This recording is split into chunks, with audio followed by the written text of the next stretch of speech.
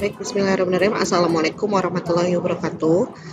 Pada video pembelajaran kali ini, saya akan menjelaskan mengenai materi kelas 10 semester 1, yaitu tentang hakikat dan peran kimia dalam kehidupan, metode ilmiah, serta keselamatan kerja di laboratorium.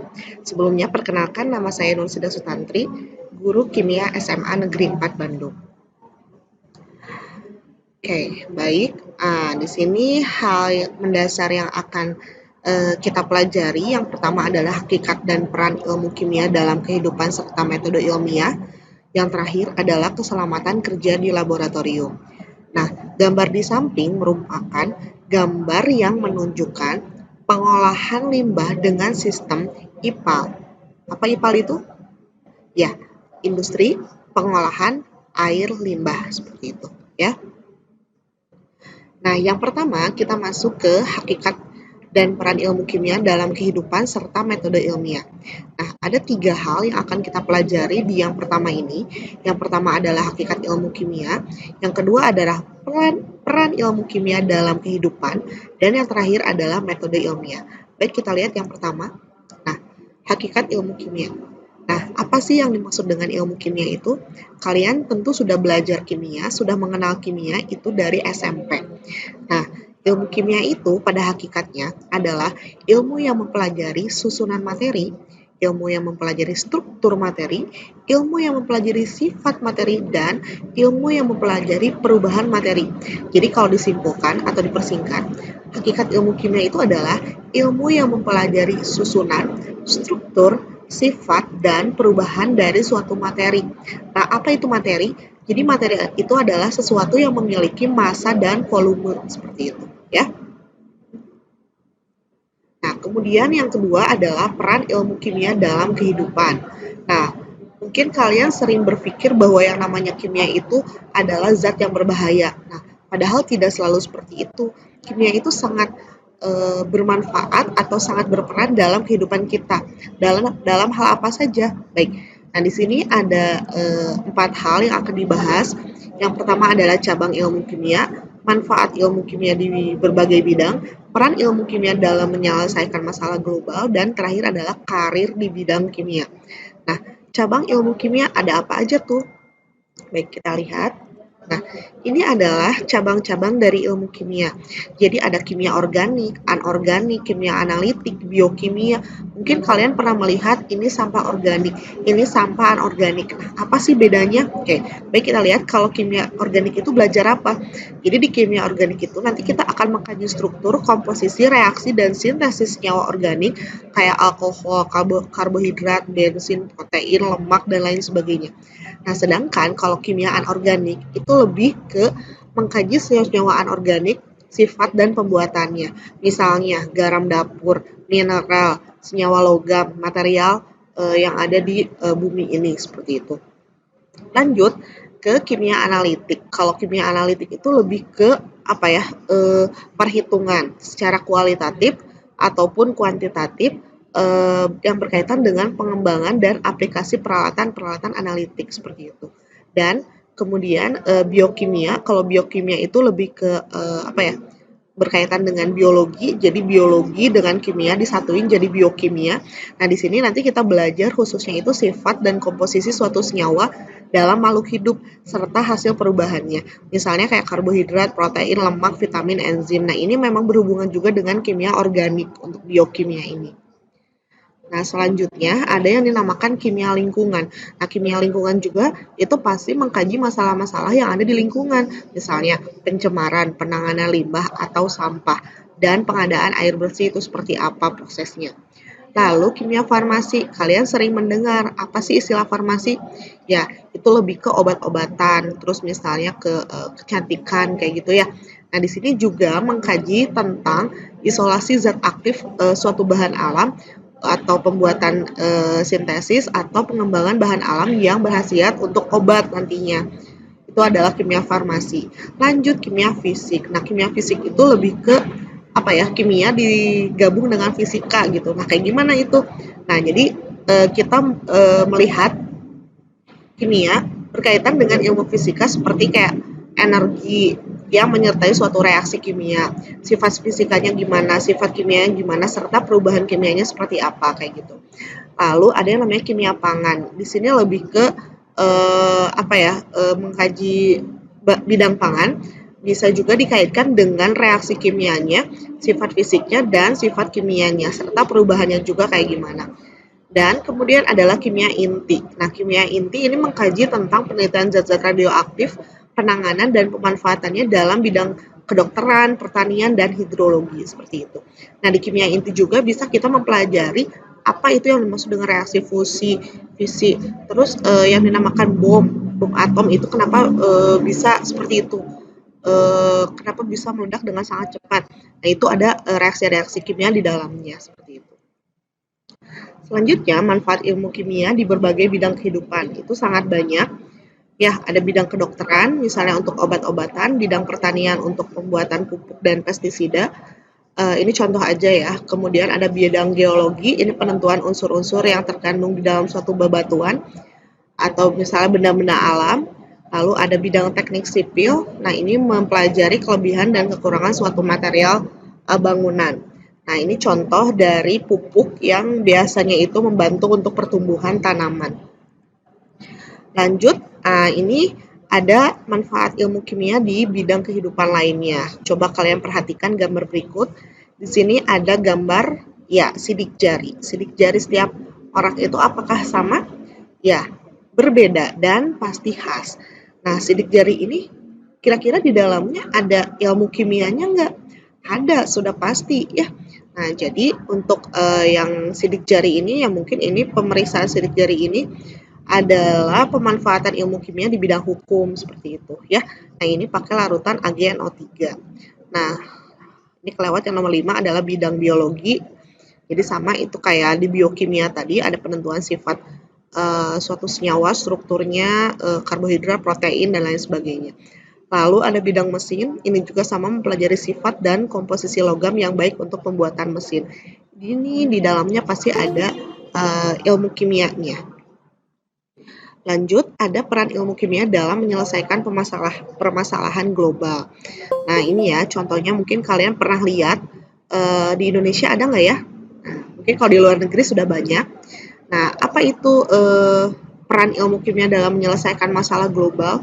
Nah, kita tahu kan ya ada pemanasan global ya, terus ada efek rumah kaca, kemudian polusi. Nah, itu kita dari sekarang harus berpikir gimana caranya bisa menyelesaikan permasalahan global tersebut melalui ilmu kimia gitu ya. Nah, mungkin yang pertama kita harus bisa menemukan sumber alternatif energi. Nah, misalnya alkohol. Nah, alkohol itu bisa dijadikan sumber energi alternatif, itu bisa dijadikan biodiesel kayak gitu ya. Lalu ada pembuatan biogas menggunakan bahan baku kotoran hewan ternak. Nah, ini juga sama. Lalu ada program Langit Biru misalnya melengkapi knalpot kendaraan dengan katalis converter. Nah, seperti itu ya. Itu adalah contoh peran ilmu kimia dalam menyelesaikan masalah global.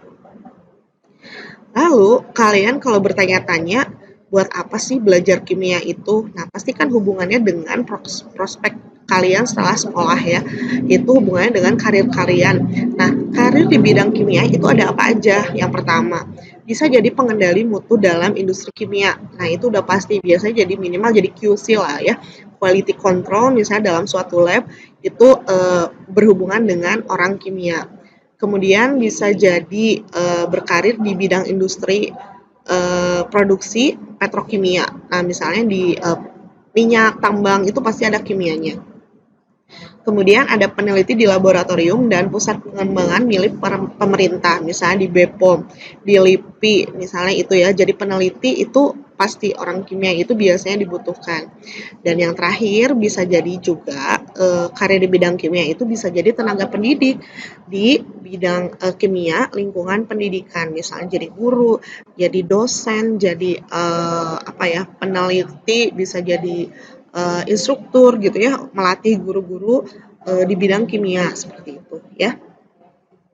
Lalu kita masuk ke yang ketiga yaitu metode ilmiah. Nah, metode ilmiah itu apa? Jadi, metode ilmiah itu mempunyai karakteristik. Yang pertama bersifat kritis dan analitis, Dua, bersifat logis, objektif, konseptual, dan empiris. Jadi berbasis pada teori metode ilmiah ini. Nah, ada apa saja tahap-tahapnya? Jadi untuk tahap-tahap metode ilmiah itu mulai dari merumuskan masalah dulu. Jadi misalnya kita menemukan suatu masalah fenomena misalnya penumpukan sampah di suatu daerah. Nah, kalian rumuskan dulu masalahnya. Kenapa sampah itu bisa menumpuk? Kira-kira sampah-sampah ini bisa dijadikan apa? Misalnya gitu ya. Apakah bisa dijadikan sumber energi alternatif atau tidak? Apakah si sampah-sampah ini bisa diubah menjadi suatu kerajinan tangan atau tidak? Nah, itu adalah merumuskan masalah. Lalu kalian susun kerangka teorinya dari sana, ya kira-kira apa yang akan kalian lakukan. Lalu merumuskan hipotesis. Jadi dari sana kira-kira apa yang menjadi jawaban sementara dari masalah yang sudah kalian rumuskan di awal. Nah, setelah itu kalian lakukan eksperimen. Kalian misalnya buat sumber energi alternatif dari penumpukan sampah tersebut atau ubah sampah-sampah tersebut menjadi benda-benda yang bisa lebih bermanfaat ke depannya. Nah, kemudian mengolah dan analisis data. Nah, dari sana silahkan kalian analisis data.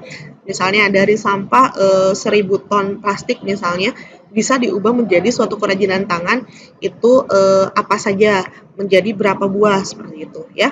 Lalu yang terakhir adalah menarik kesimpulan dan mempublikasikan hasil yang sudah kalian kerjakan di atas seperti itu. Itu adalah kerangka atau metode atau tahap-tahap dari metode ilmiah. Nah, ini ya. Biasanya metode ilmiah itu berhubungan dengan laporan penelitian. Nah, ada apa saja kerangkanya atau sistematikanya? Itu biasanya diawali dengan judul, ya. Kalian mau meneliti apa? Misalnya banyaknya sampah di suatu daerah menyebabkan polusi misalnya atau 1.000 ton plastik di daerah mana diubah menjadi, nah kayak gitu ya. Nah, itu adalah contoh jadi dari judul penelitian. Lalu kata pengantar, daftar tabel, gambar, lampiran, daftar isi, abstrak, pendahuluan, tinjauan pustaka, sampai yang terakhir itu adalah lampiran.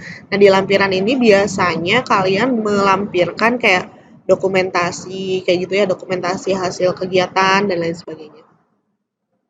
Nah, selanjutnya yang dibahas di sini adalah keselamatan kerja di laboratorium. Nah, kalau kita kerja di laboratorium atau kita praktikum di lab, misalnya nanti kita sudah tatap muka dan kita akan melakukan praktikum, ada hal-hal yang harus kalian perhatikan supaya tidak terjadi kecelakaan, ya. Nah, ada apa saja? Yang pertama adalah kalian harus mengenal dulu alat-alat yang digunakan. Kemudian bahan kimia, bahayanya, sifatnya seperti apa, penanganan sampah dan limbah. Kemudian yang terakhir adalah petunjuk dan larangan di lab itu seperti gimana. Nah, ini adalah contoh dari alat-alat laboratorium dan kegunaannya. Misalnya yang pertama adalah tabung reaksi, yang ini ya. Nah, ini kegunaannya untuk mereaksikan bahan kimia dan menyimpan larutan kimia dengan volume sedikit biasanya. Tabung reaksi itu kayak seukuran pulpen aja ya. Nah, jadi itu biasanya volumenya sedikit. Yang kedua ada gelas beaker atau biasanya disebut gelas kimia. Nah, ini ada berbagai ukuran mulai dari 50 ml, 100 ml, 200 ml, 500 ml, 1 liter sampai yang 3 liter juga ada. Nah, ini kegunaannya untuk menampung dan mencampur bahan kimia biasanya dalam skala yang lebih besar daripada tabung reaksi. Lalu ada yang dinamakan pipet tetes. Pipet tetes itu biasanya di atasnya itu karet, jadi kita netes seperti itu ya. Nah, ini untuk mengambil larutan dalam volume yang sedikit juga.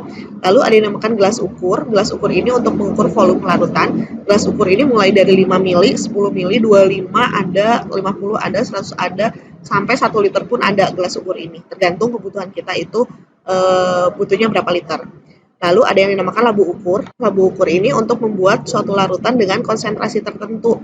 Lalu ada batang pengaduk. Batang pengaduk ini digunakan untuk mengaduk saat melarutkan zat padat dalam pelarut sehingga zat padat bisa larut dengan sempurna. Nah, ini ada contoh lain.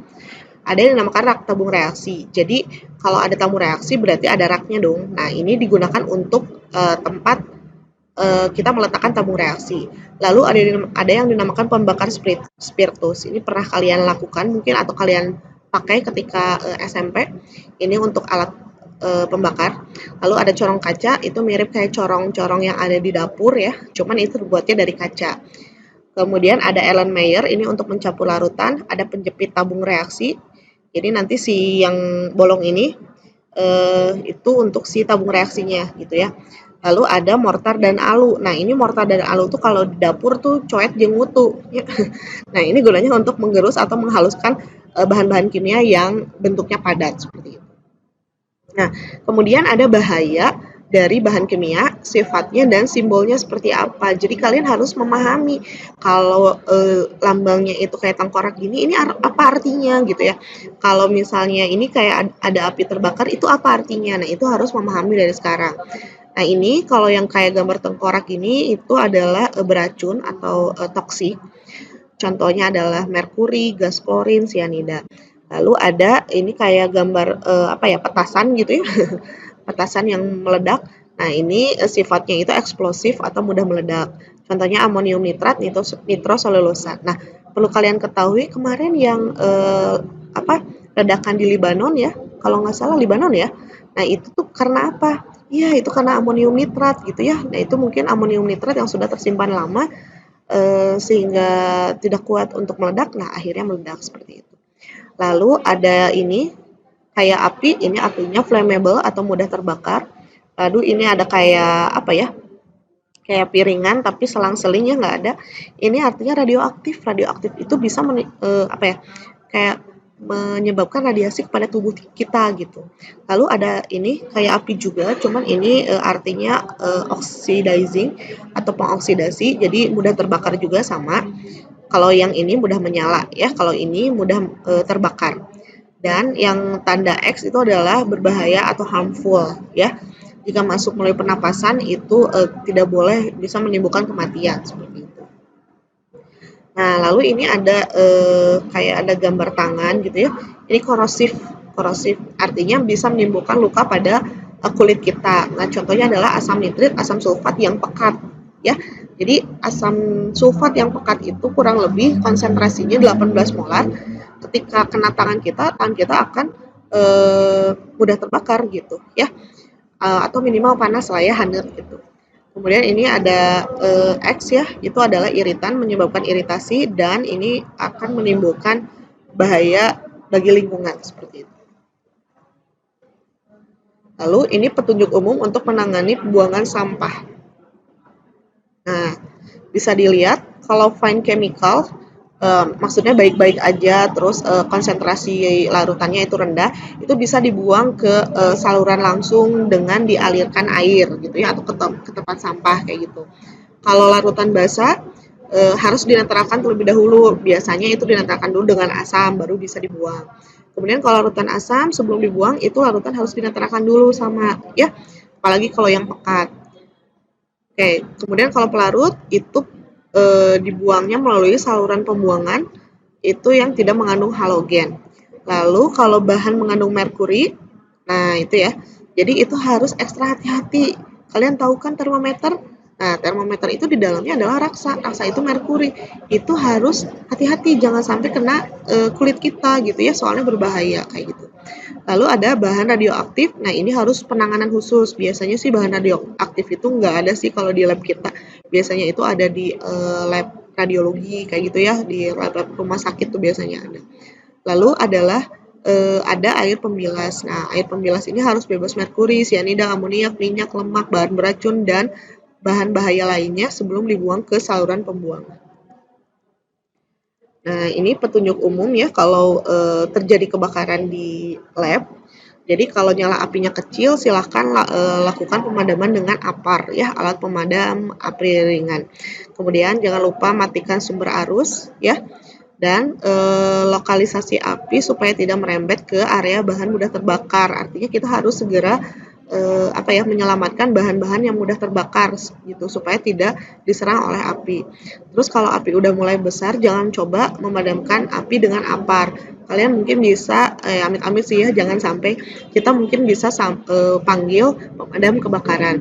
Dan yang terakhir, yang paling penting adalah tetap tenang kalau misalnya terjadi kebakaran, walaupun memang panik, tapi harus berusaha untuk apa ya, menenangkan diri dan mengambil tindakan yang tidak membahayakan untuk diri sendiri maupun orang lain.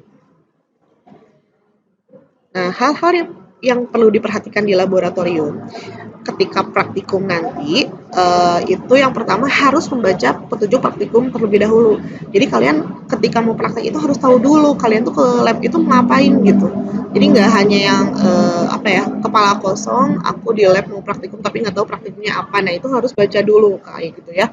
Kemudian kalau memang menggunakan bahan yang berbahaya, pakai kacamata atau pengaman yang bisa menutup wajah.